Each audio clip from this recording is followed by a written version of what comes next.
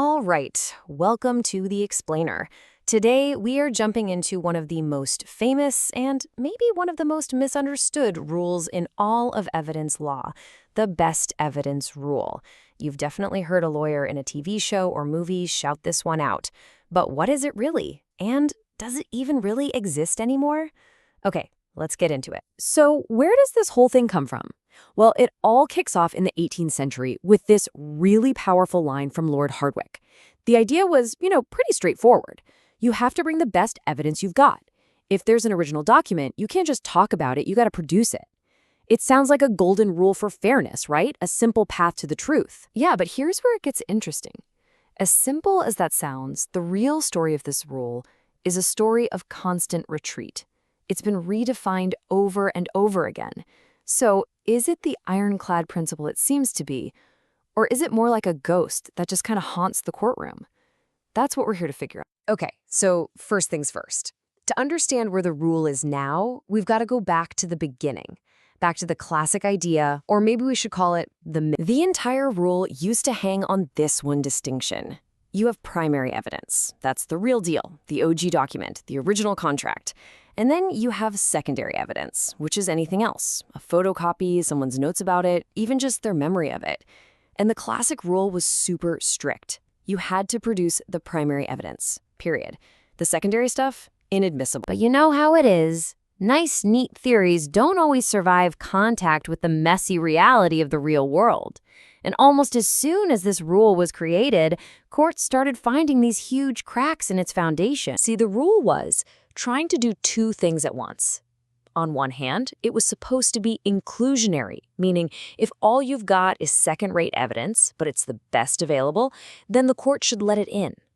And on the other hand, it was exclusionary, meaning if better evidence exists, the court should reject the inferior stuff. The punchline? It was pretty terrible at both jobs. Let's start with the inclusionary problem. Check out this case. There's a dispute over a deed that might have been altered. The only person who really knew what happened was a witness, but he had passed away. But he'd written letters about the alteration. Now, this was literally the best evidence anyone could possibly find. And the court? They said, nope, can't admit them. They're hearsay. So much for letting in the best that the nature of the case will allow. So what about the other side of the coin, the exclusionary part? In a fraud case, the accused used a specific ring to fool somebody. You'd think, okay, the prosecution has to show the court the actual ring, right? That's the best evidence. But no, the court was fine with just letting a witness describe the ring. So the rule failed again, this time by not excluding the secondary evidence. So, with all these contradictions piling up, it's no surprise the rule began a long, slow retreat. It went from being this hard and fast rule of law to, well, something much softer, something legal scholars call a counsel of prudence. And this quote right here from the legal scholar Thayer, it absolutely nails the modern vibe. The focus shifted. It's not about a judge saying, nope, that evidence is inadmissible, you can't show it. It's now about the judge or jury thinking, why aren't they showing us the original? That's a bit suspicious. Your evidence isn't thrown out, but your case just got a whole lot weaker. You can really see this decline happening in three stages. First, it was this massive, grand principle that applied to all evidence. Then it shrank, and mostly just applied to proving what's inside a document. And finally, it turned into this counsel of prudence, basically a pro tip for lawyers. Bring your best stuff, or you'll look shady. So after that whole history lesson, you're probably asking, okay, so what's the bottom line? What's actually left of the best evidence rule today?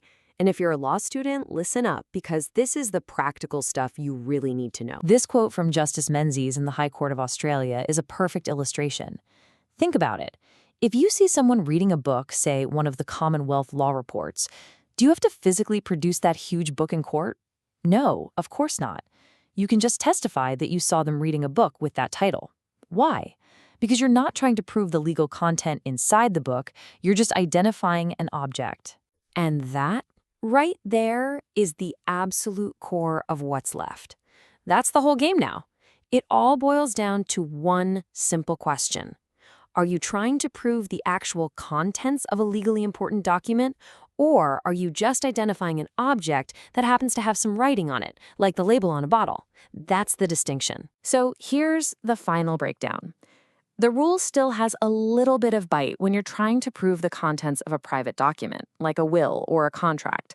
But for most other things, not so much.